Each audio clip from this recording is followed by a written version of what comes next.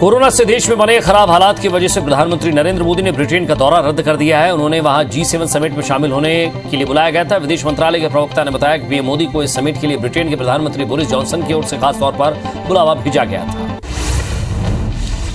Corona virus के कहर के बीच प्रधानमंत्री नरेंद्र मोदी ने इंटरनेशनल नर्स डे देश और दुनिया के नर्सों को शुभकामनाएं दी। उन्होंने कहा कि आज का दिन मेहनती नर्सिंग स्टाफ के प्रति आभार व्यक्त करने का है। कोविड-19 से लड़ने में नर्स सबसे आगे हैं। आज दक्षिण कोरिया से भी मेडिकल उपकरण भारत लाया गया है। दक्षिण कोरिया से आज एक फ्लाइट दिल्ली पहुंची है जिसमें मेडिकल सामान समेत 200 ऑक्सीजन कंसंट्रेटर भारत लाए गए। कोरोना संकट के समय भारत को दुनिया भर से मदद मिल रही है। भारत बायोटेक कंपनी आज बच्चों को वैक्सीन की ट्रायल करने की तैयारी में है। सूत्रों के मुताबिक ये ट्रायल 2 साल के बच्चों से लेकर 18 साल से कम उम्र के नाबालिगों पर किया जाएगा। आपको बता दें कि वैज्ञानिकों की सब्जेक्ट एक्सपर्ट कमेटी ने बच्चों पर वैक्सीन के ट्रायल को लेकर कल सिफारिश की थी।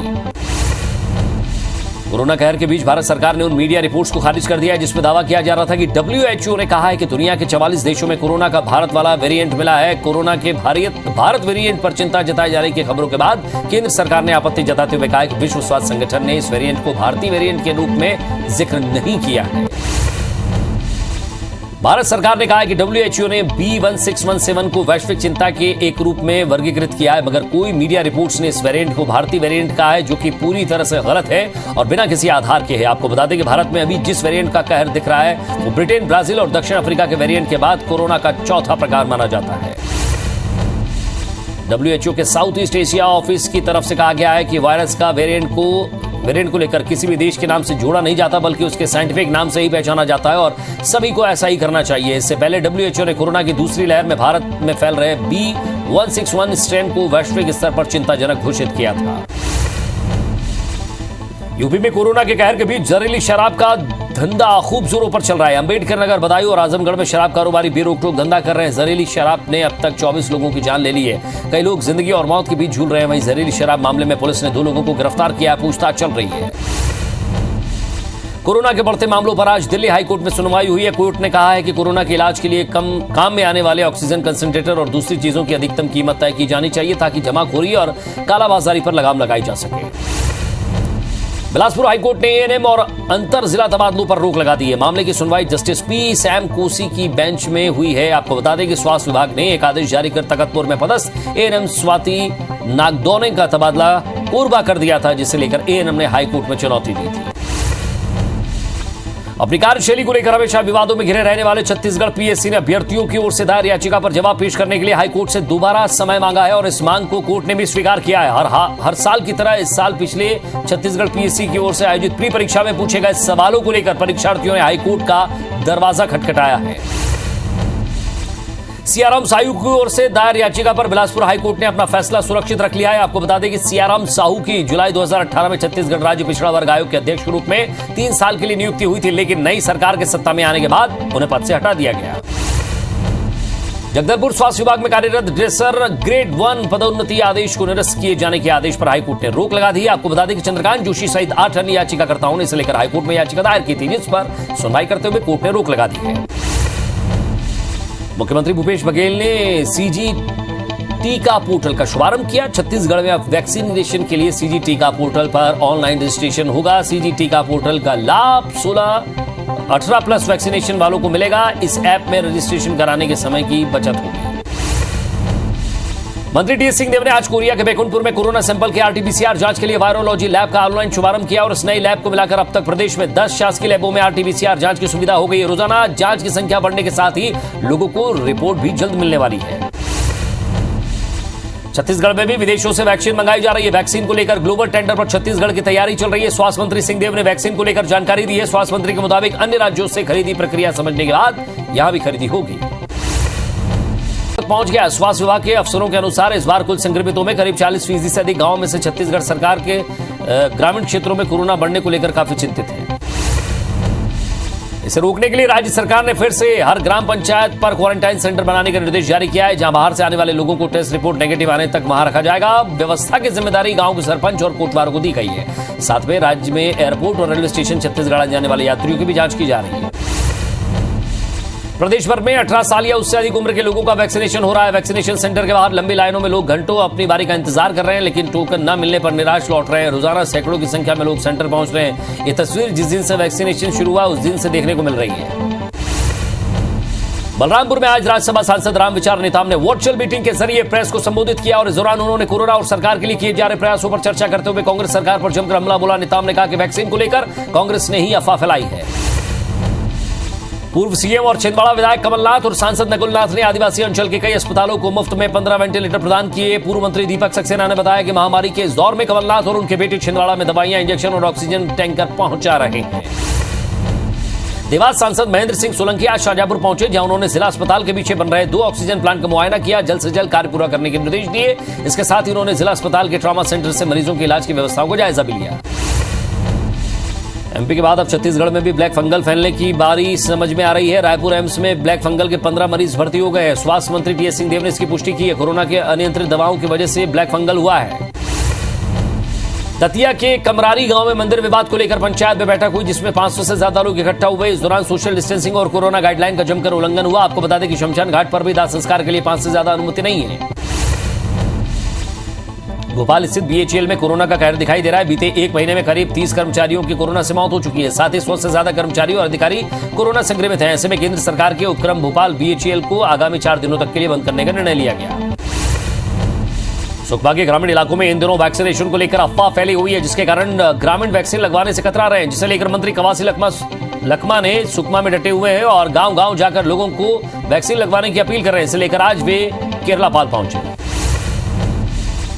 गुजरात के सूरत में बने करीब 500 नकली रेमडेसिविर इंजेक्शन जबलपुर में खपाने के मामले ने तूल पकड़ लिया। पुलिस ने सिटी अस्पताल के मालिक सरबजीत सिंह मोखा और उसके गुर्गे को गिरफ्तार कर रासुका के तहत जेल भेज दिया है, लेकिन शहर के बाकी अस्पतालों की भूमिका पर चुप्पी साधी है। नीमच कैंट पुलिस ने रेमडेसिविर इंजेक्शन की कालाबाजारी करते हुए 3 लोगों को गिरफ्तार किया है। आरोपी सोशल मीडिया के माध्यम से नंबर जारी करके रेमडेसिविर करीब 25 से 26 हजार रुपए में बेच रहे थे। आरोपी संदीप माहेश्वरी एक निजी अस्पताल में डॉक्टर है। इसके साथ शैलेंद्र सिंह नर्स है। वहीं इसके साथ संदीप पाटीदार को भी गिरफ्तार किया गया है। शाजापुर के कोविड केयर सेंटर में 20 अप्रैल की रात को रेमडेसिविर वितरण में गड़बड़ी और लूट के मामले में जिला प्रशासन ने बड़ी सर्जरी की। आपको बता दें कि इस घटना के बाद जिला प्रशासन ने 2 डॉक्टर, 4 नर्स, 3 वार्ड बॉय और सुरक्षा गार्ड सहित 12 स्वास्थ्य कर्मियों की सेवाएं खत्म कर दी हैं। बस्तर के बस्तानार में पदस्थ शिक्षक और पत्नी की कोरोना से मौत के बाद प्रशासन ने अनाथ हुए बच्चों की मदद की घोषणा की। इसके साथ ही जिला प्रशासन ने बच्चों की दादी के खाते में 50,000 रुपए जमा करवाए। साथ ही बच्चों के नाम से बैंक खाता खोलने में मदद की राशि खाते में जमा करने की बात कही। जोमेटो और पेटीएम कंपनी के संयुक्त टीम ने रायपुर ब्रांच के माध्यम से दुर्ग में कोविड सेंटरों के लिए 18 ऑक्सीजन कंसंट्रेटर डोनेट किए, जिसमें जिला प्रशासन को सौंपने के लिए रायपुर ब्रांच के कर्मचारी भिलाई पहुंचे थे। इसके लिए जिला प्रशासन ने कंपनी का आभार जताया है। चैंबर ऑफ कॉमर्स की भिलाई इकाई ने कोरोना काल में काम करने वाले पुलिस के अधिकारी, कर्मचारी और पत्रकारों को कोरोना सुरक्षा किट का वितरण किया है। चैंबर के सदस्यों ने कहा है कि पुलिस के साथ ही पत्रकार भी फ्रंटलाइन कोरोना वॉरियर्स हैं, जिनके सुरक्षा के लिए ये किट दिया गया है। देवास में संस्था सिद्धि विनायक लगातार जरूरतमंदों की आर्थिक एवं स्वास्थ्य संबंधित सहायता कर रही है। अस्पताल में मरीजों के परिजनों को भोजन करा रहे हैं। जिन मृतकों का कोई परिजन नहीं है, उनका अंतिम संस्कार भी करवाया जा रहा है। संस्था प्रमुख प्रदीप चौधरी ने कलेक्टर को सर्व सुविधायुक्त एम्बुलेंस निःशुल्क भेंट की है। डोंगरगढ़ में मंत्री शिव डहरिया की घोषणा को 2 साल बीते जाने के बाद शहरवासियों की मांग पूरी नहीं हो रही है। आपको बता दें कि मंत्री डहरिया ने 2 साल पहले मुख्य सड़क को बनाने की घोषणा की थी, जिसका निर्माण कार्य आज से शुरू हो गया है, जिसके काम की नगरपालिका अध्यक्ष सुदेश मेश्राम ने शुरुआत की। बीजेपी किसान मोर्चा के राष्ट्रीय अध्यक्ष राजकुमार चाहार ने छत्तीसगढ़ बीजेपी किसान मोर्चा के पदाधिकारियों की बैठक ली। इसमें उन्होंने कहा कि मोर्चे के पदाधिकारी तहसील और जनपद स्तर पर हेल्प डेस्क शुरू करें, ग्रामीण क्षेत्रों में आइसोलेशन सेंटर बनाएं, सकारात्मकता के साथ सशक्त विपक्ष की भूमिका निभाएं। जबलपुर के छापरापाड़ा सोसाइटी में किसानों ने जमकर हंगामा किया। किसानों का आरोप है कि सोसाइटी में कर्मचारी सेटिंग करके पहले खाली बारदाना छिपाकर अपने रिश्तेदार और पैसे देने वाले व्यापारियों को प्राथमिकता दे रहे हैं और उनका गेहूं तोल रहे हैं। सूरजपुर में मिलिंग का काम धीमी गति से होने से जिला प्रशासन को कई परेशानियों का सामना करना पड़ रहा है, जिसके बाद प्रशासन ने अब राइस मिलर्स के खिलाफ सख्त रवैया अपना लिया और इसी कड़ी में राजस्व विभाग ने कई राइस मिलों की नाप जोख की, जो सरकारी जमीन पर अतिक्रमण पाए जाने पर बुलडोजर चलवा दिया। ग्वालियर के सरकारी राशन दुकानों से जनता को राशन से बाजरा देने का मामला गर्माता जा रहा है। आज कम्युनिस्ट पार्टी के नेता बाजरा को लेकर क्राइसिस मैनेजमेंट की बैठक में पहुंचे, जहां उन्होंने सीएम शिवराज के नाम से बाजरा देते हुए कहा कि कोई भी मंत्री अधिकारी इस गर्मी में बाजरा खाकर दिखाए। इंदौर के दलित समाज के राष्ट्रीय अध्यक्ष और नगर निगम के सफाई कर्मी आज डीआईजी कार्यालय पहुंचे, जहां उन्होंने मुनमुन दत्ता के खिलाफ प्रकरण दर्ज करने की मांग की है। उनका आरोप है कि मुनमुन दत्ता ने अपना एक वीडियो समाज में के खिलाफ जातिगत सूचक शब्द का इस्तेमाल किया था। ग्वालियर के 3 निजी अस्पतालों में स्वास्थ्य विभाग की टीम ने छापेमारी की और इस दौरान निजी अस्पतालों में कई अव्यवस्थाएं देखने को मिली है। टीम को किसी अस्पताल में डॉक्टर नहीं मिले तो कहीं स्टाफ नदारद मिला। ऐसे में ही अव्यवस्थाओं को लेकर सीएमएचओ मनीष शर्मा ने नोटिस जारी किया है। सरगुजा जिले के सीतापुर सामुदायिक केंद्र में प्रसूति विभाग ने एनबीएसयू यानी कि new born stabilisation unit ward में भारी लापरवाही देखने को मिली है। यहां रखे ऑक्सीजन सिलेंडर अचानक गायब हो रहे हैं। नर्सिंग स्टाफ को भी इसका पता नहीं है। इसे नवजात को यहां भर्ती करने पर ऑक्सीजन देने में दिक्कत हो सकती है। रतलाम पुलिस पर एक युवक ने मारपीट करने का आरोप लगाया। बताया जा रहा है कि युवक बाजार में अपनी मां के लिए दवाई लेने गया था, तभी पुलिस ने उसे जबरन बहसबाजी करने लगी। आपको बता दें कि कोरोना काल में युवक के पिता की मृत्यु 2 दिन पहले हो चुकी थी और उसकी मां भी उससे पीड़ित थी और वो दवा लेने के लिए बाहर निकला था। दतिया के रिहायशी क्षेत्र में पैसों के लेन देन के चलते विवाद में 2 पक्षों के बीच विवाद इतना बढ़ गया कि हरपाल और उसके साथी ने राम है और उसके भाई पर फायरिंग कर दी, जिसमें दोनों घायल हो गए। घायलों को इलाज के लिए जिला चिकित्सालय में भर्ती कराया गया है। बलरामपुर के रामानुजगंज में बीती रात 2 कपड़ा व्यापारियों में जमकर मारपीट हो गई। महामाया ड्रेसेस और शिल्पा साड़ी सेंटर के व्यवसायी और उनके परिवार के लोग एक दूसरे पर लाठी डंडा और पत्थर फेंककर मारपीट कर रहे हैं। इस दौरान दोनों पक्ष के 6 लोग घायल हो गए हैं। मामले में 2 पक्षों के खिलाफ केस दर्ज किया गया है। अंबिकापुर में नायब तहसीलदार और पटवारी के दल को ग्रामीणों ने घेरकर मारपीट करने की कोशिश की। अमला वन ग्राम बड़नी झरिया में निर्माण को रोकने के लिए पहुंचा था। यहां ग्रामीणों ने पटवारी के साथ मारपीट की। इसके बाद सूचना पर एसडीएम और गांधीनगर पुलिस मौके पर पहुंची और जांच शुरू की। ग्वालियर में पत्नी से गुस्सा होने के बाद एक युवक ने फांसी लगा ली। उसे लटकता देख परिजन ने तत्काल फंदे से उतारा, लेकिन उसके शरीर में कोई हलचल नहीं हो रही थी। वहीं सूचना पर पहुंची पुलिस ने शव का फोटो खींचा तो युवक का पेट हिलता दिखा। फिर नब्ज टटोली तो वो जिंदा निकला, जिसे तुरंत अस्पताल पहुंचाया गया, जो अब खतरे से बाहर है। राजधानी रायपुर में लॉकडाउन के बीच चाकू और तलवार के साथ घूम रहे बदमाशों का वीडियो वायरल हुआ है। सभी बदमाश समता कॉलोनी क्षेत्र में चाकू और तलवार लेकर घूम रहे थे। वीडियो वायरल होने के बाद अब पुलिस पर सवाल उठने लगे। नरसिंहपुर में अवैध प्रेम प्रसंग के चलते एक युवक ने अपनी मौसी की बेटी पर एसिड अटैक कर दिया, जो पहले ही विवाहित थी, जिसे गंभीर हालत में जबलपुर रेफर किया गया। वहीं घटना को अंजाम देने के बाद आरोपी ने गाडरवाड़ा रेलवे स्टेशन के पास एक पेड़ से लटककर खुदकुशी कर ली। सिंगरौली चौकी प्रभारी सहित 3 पुलिसकर्मियों को निलंबित कर दिया गया है। मामला 3 दिन पुराना है, जहां एक पिता शव वाहन नहीं मिलने पर खाट पर नाबालिग बेटी का शव लेकर पोस्टमार्टम के लिए 20 किलोमीटर पैदल चल रहा था, जिसका वीडियो 9 मई को वायरल हुआ था, जिसके आधार पर कार्रवाई की गई। नर्स डे पर कोरोना काल में कोविड ड्यूटी में नर्सों के कुछ अलग अलग कर उन्होंने काम करके मिसाल कायम की है। बिलासपुर की ऐसी एक नर्स स्वाति है, जिसे न सिर्फ सामान्य कोविड मरीजों का इलाज किया, बल्कि मुख बधिर कोविड पेशेंट का भी उन्होंने साइन लैंग्वेज सीखकर उनका ख्याल रखा, जिसके प्रयास की सराहना की जा रही है।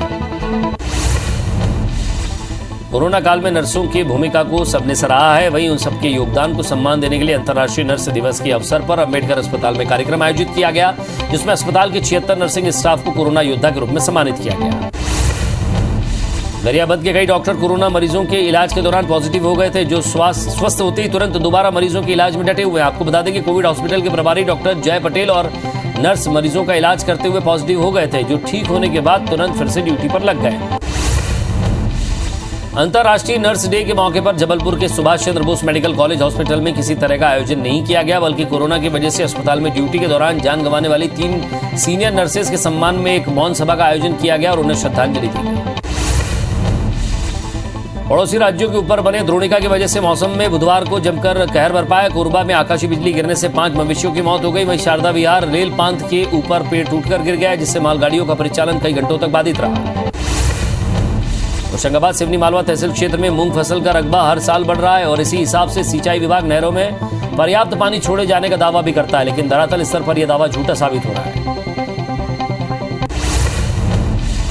बढ़ते कोरोना संक्रमण के चलते होशंगाबाद में भी सब्जी मंडी को अचानक बंद कर दिया गया, जिसके चलते थोक सब्जी विक्रेताओं को ट्रक में लदे टमाटर को जानवरों के सामने फेंकना पड़ा। जानकारी के मुताबिक 2 दिन पहले ही थोक सब्जी विक्रेताओं ने किसानों से गांव जाकर टमाटर खरीदे थे।